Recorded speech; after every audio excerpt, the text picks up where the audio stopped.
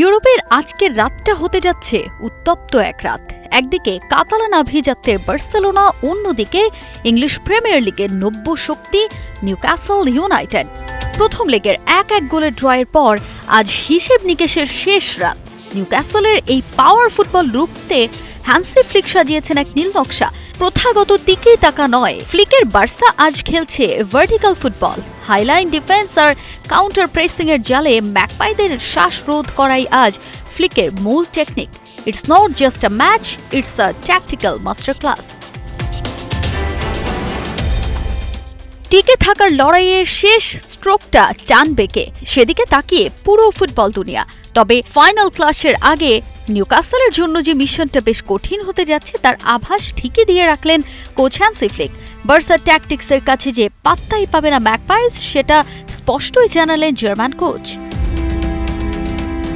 Newcastle খুবই উঁচুতে press করে, তারা খুব দ্রুত ফুটবল খেলে, তাদের রক্ষণভাগ বেশ শক্তিশালী।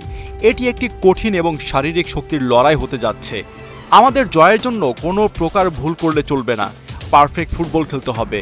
চ্যাম্পিয়ন্স লিগ জেতার সামর্থ্য আমাদের আছে কিনা তা সময় বলবে, তবে আমাদের আরও উন্নতি করতে হবে, আমাদের আত্মবিশ্বাসের সাথে খেলতে হবে।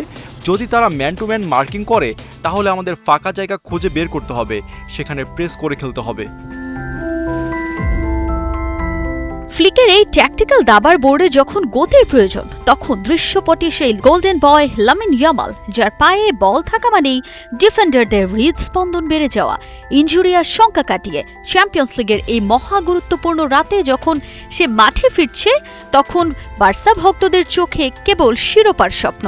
নিউক্যাসলের লৌহ কঠিন ডিফেন্স ভেঙে চুরমার করতে ইয়ামালের পায়ের কারুকার্যই কি হবে আজকের x factor? He is not a player, he is a modern day miracle. Lamine Yamal বয়সে ছোট হতে পারে, কিন্তু মাঠে সে খুবই ম্যাচিওর।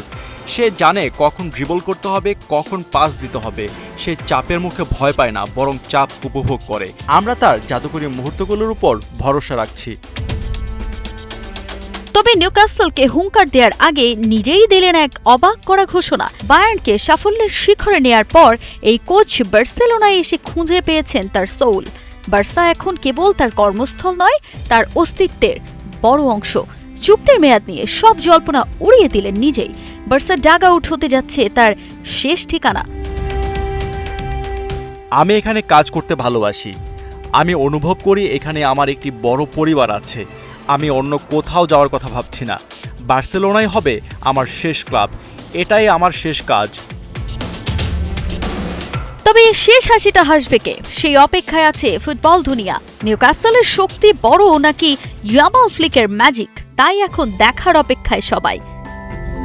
তাজিন খন্দকার, ৭১।